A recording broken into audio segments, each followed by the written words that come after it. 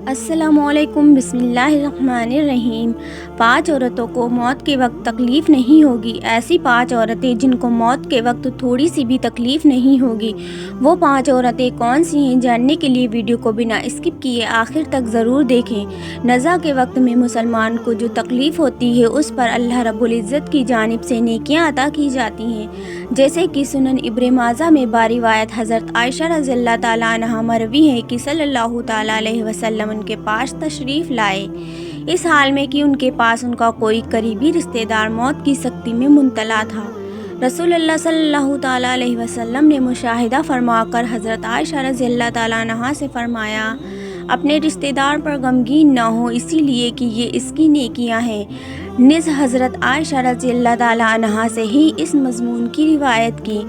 جب سے رسول اللہ صلی اللہ تعالیٰ علیہ وسلم کی وفات کی تکلیف میں نے دیکھی، اب میں کسی مسلمان میت کی حالت نزا کی تکلیف کو اس کے حق میں برا نہیں سمجھتی۔ پس مسکرا حدیث سے معلوم ہوتا ہے کہ نزا کے وقت ہونے والی سختی مرنے والے کے بد اعمال کی ہرگز نتیجہ نہیں ہوتی۔ مسلمان کے حق میں اس پر اجر، ثواب اور گناہوں کی معافی کی ہی امید رکھنی چاہیے۔ دوستوں، 5 عورتوں کو مرتے وقت تکلیف نہیں ہوگی۔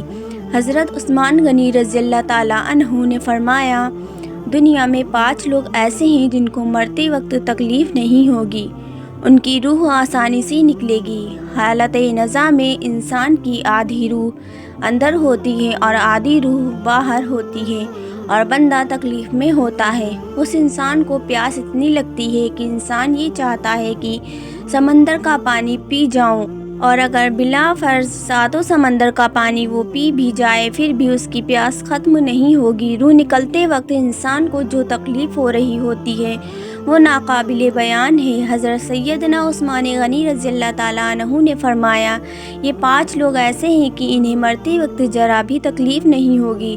پوچھا گیا کہ جناب وہ کون سے 5 لوگ ہیں جنہیں موت کی سختی میں بھی نرمی میسر ہوگی؟ تو فرمانے لگے کہ سب سے پہلا شخص وہ ہے جو اپنے ماں باپ کی موت کے بعد، یعنی ماں باپ کے مرنے کے بعد، وراثت کا حصہ اپنی بہنوں کو پہنچانے میں جلدی کرتا ہے، یعنی وراثت کا حصہ اپنی بہنوں کو جلدی اور وقت پر پہنچاتا ہے۔ ایسا نہ ہو کہ بہن کے بچے بھوک سے بلکتے رہیں اور تم بہن کے حق پر قبضہ کیے بیٹھے رہو، اور بہن اس انتظار میں رہے کہ میرا بھائی کب مجھے میرے ماں باپ کی وراثت میں سے حصہ دے گا۔ بہت بار یہ بھی دیکھنے میں آتا ہے کہ بہن کی شادی نہیں ہوئی ہے جبکہ والدین دنیا سے رخصت ہو گئے ہیں، تو بھائی نے کہا کہ کوئی بات نہیں، جب بہن کی شادی کروں گا تو اس کا حصہ اس کے جہیز کی صورت میں دے دوں گا۔ یاد رہے کہ اسلام میں بہنوں کو جہیز دینا فرض نہیں جبکہ ان کا وراثتی حق دینا فرض ہے۔ دراصل عورتوں کو جہیز دینا یہودیوں کی رسم ہے، اسلام اس کی ترغیب نہیں دیتا، لیکن اسلام میں عورتوں کا وراثتی حصہ دینا فرض ہے۔ واضح رہے کہ والدین کی ترکہ میں جس طرح ان کی بیٹوں کا حق و حصہ ہوتا ہے، اسی طرح بیٹیوں کا بھی اس میں شرعی حق و حصہ ہوتا ہے۔ والدین کے انتقال کے بعد ان کی ترکہ پر بیٹوں کا خود تنہا قبضہ کر لینا اور بہنوں کو ان کے حصے سے محروم کرنا ناجائز اور سخت گناہ بھائیوں پر لازم ہے کہ بہنوں کو ان کا حق کا حصہ اس دنیا میں ہی دے دیں، ورنہ آخرت میں دینا پڑے گا اور آخرت میں دینا آسان نہیں ہوگا۔ حدیث مبارکہ میں اس پر بڑی وعدیں آئی ہیں۔ حضرت سعید بن زید رضی اللہ تعالیٰ عنہ فرماتے ہیں، رسول اللہ صلی اللہ تعالیٰ علیہ وسلم نے فرمایا، جو شخص کسی کی بالشت بھر زمین بھی ازراہ ظلم لے گا، قیامت کے دن 7 زمین میں سے اتنی ہی زمین اس کے گلے میں طوق کے طور پر ڈال دی جائے گی۔ ایک اور حدیث مبارکہ میں ہے کہ حضرت انس رضی اللہ تعالیٰ عنہ فرماتے ہیں کہ رسول اللہ صلی اللہ تعالیٰ علیہ وسلم نے فرمایا، جو شخص اپنے وارث کی میراث کاٹے گا، یعنی اس کا حصہ نہیں دے گا، تو اللہ تعالیٰ قیامت کے دن اس کی جنت کی میراث کاٹ لے گا۔ یاد رہے کہ جہیز کی رسم اسلام کی نہیں بلکہ یہودی رسم ہے، اور اس کا سب سے بڑا نقصان یہ ہے کہ جس طرح یہودی کی عورتیں بغیر جہیز کے لیے کوئی شخص قبول نہیں کرتا، اسی طرح آج اسلام میں بھی عورتوں کی شادیوں میں سب سے بڑی رکاوٹ یہی ہے۔ غریب آدمی کی بیٹی بیٹھی بیٹھی بوڑھی ہو گئی ہے کہ جہاں اس کا کوئی بندوبست نہ ہو سکا۔ اسی طرح اگر کوئی شخص یہ کہے کہ میں اپنی بہن کا وراثتی حصہ تو نہیں دے سکتا، البتہ جب اس کی شادی کا وقت ہوگا تو اسے زہر دے دوں گا۔ لہٰذا فرمایا گیا کہ بہنوں کو وقت پر حصہ دینے والے کی روح موت کے وقت بڑی آسانی سے نکلتی ہے۔ ایک عورت کا بھائی جب فوت ہوا تو اس عورت نے بہت اصرار کیا کہ مجھے بھی قبرستان میں لے چلو، میں بھی اپنے بھائی کی قبر پر جانا چاہتی ہوں۔ خیر اس کے اصرار کو قبول کیا گیا اور اسے قبرستان میں اس جگہ لے جایا گیا جہاں اس کے بھائی کی تدفین ہونے والی تھی۔ اسے دیکھتے ہی دیکھتے میت کو قبر میں اتارا گیا اور اس کے بھائی کو مٹی کے سپرد کر دیا گیا۔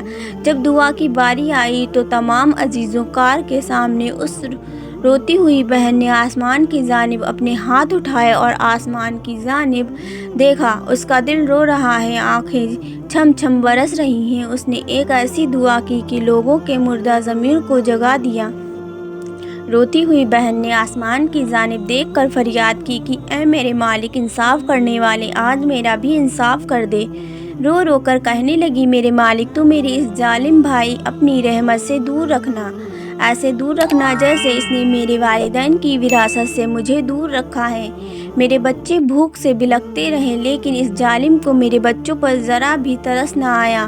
میں اپنے بچوں کو حرام جانور کا گوشت کھلانے پر مجبور ہو گئی۔ میرے بچوں نے بڑی ہی غربت کی زندگی گزاری ہے، جبکہ میرے اس ظالم بھائی کو کبھی بھی حیا نہ آئی، کبھی بھی رحم نہ آیا کہ میں اپنی بہنوں کی وراثت کا جو حق ہے اسے ادا کروں۔ میرے مالک تو آج انصاف کر دے اور جس طرح سے اس نے میری وراثت کا حق مجھ سے دور رکھا ہے اسی طرح دور سے اپنی رحمت سے دور کر دے۔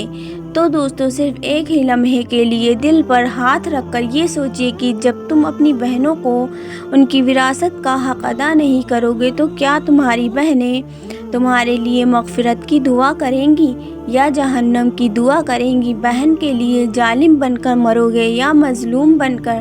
دوستوں، بہن کا حق کھانا ایسا ہے جیسے خنزیر کا گوشت کھانا۔ دوسرا وہ شخص جس کی روح مرتے وقت بڑی ہی آسانی سے نکلے گی۔ فرمایا کثرت سے صدقہ کرنے والا شخص، یعنی ایسا شخص جو اللہ اور رسول اللہ صلی اللہ تعالیٰ علیہ وسلم کی رضا کے لیے اپنے مال و دولت میں سے یوں صدقہ کرتا ہے کہ جب وہ اپنے ایک ہاتھ سے کسی کو دیتا ہے تو دوسرے ہاتھ کو پتہ بھی نہ چلے، یعنی دوسرا انسان وہ ہے جو کثرت سے صدقہ کرے گا تو اس کی موت کے وقت اس کی روح آسانی سے نکلے گی اور جان کنی کا عمل اس کے لیے تکلیف دہ نہیں ہوگا۔ نمبر 3، ایسا انسان جو اپنی فیملی سے اچھا سلوک کرنے والا ہے، یعنی اپنے ماں باپ، بیوی، بچوں اور بہن بھائیوں سے نرم دلی کا رویہ رکھنے والا ہو، اپنے بیوی بچوں سے پیار کرنے والا ہو، حلال کا لقمہ کما کر اپنے بیوی بچوں کی کفالت کرنے والا ہو۔ بزرگ دین فرماتے ہیں کہ جب رزق تنگ ہونے لگے تو دسترخوان کو وسیع کر لیا کرو، یعنی اپنے بیوی بچوں پر خرچ کرنا بھی صدقہ، انہیں کھلانا پلانا صدقہ ہے۔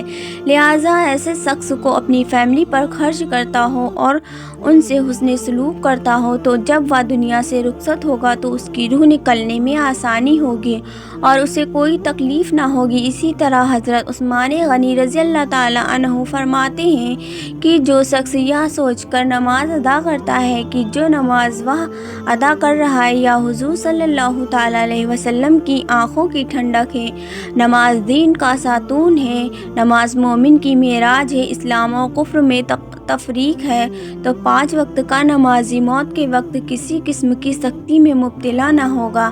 پھر فرمایا 5واں شخص وہ ہے جو قرآن کی تلاوت کر رہا ہو، یعنی خود قرآن پڑھتا ہو اور دوسروں کو بھی قرآن سکھاتا ہو۔ پھر فرمایا راتوں کی تنہائیوں میں اٹھ اٹھ کر قرآن پڑھا کرو اور قرآن پڑھتے وقت رویا کرو۔ فرمایا کہ اگر رونا نہ بھی آئے تو رونے کی کوشش کر لیا کرو۔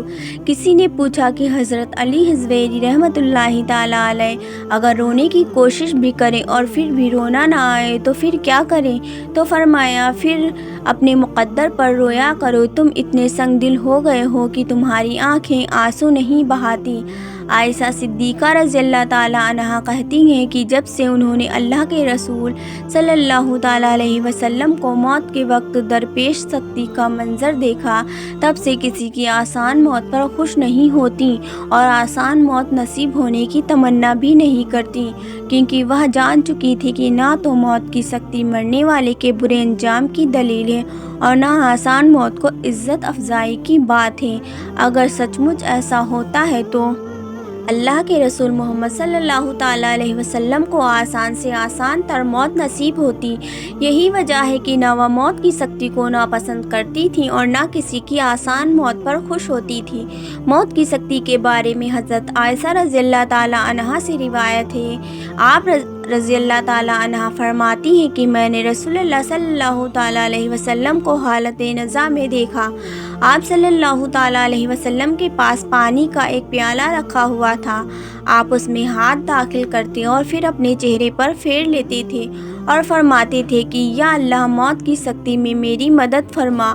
مختلف حدیث مبارکہ سے معلوم ہوتا ہے کہ مومن کی روح بہت آسانی سے نکلتی ہے اور روح کے نکلتے ہی اس کے لیے خوشخبریاں شروع ہو جاتی ہیں، جبکہ کافر کے بارے میں آتا ہے کہ اس کی روح انتہائی سختی کے ساتھ قبض کر لی جاتی ہے اور اسی وقت سے ہی اس کے برے احوال شروع ہو جاتے ہیں۔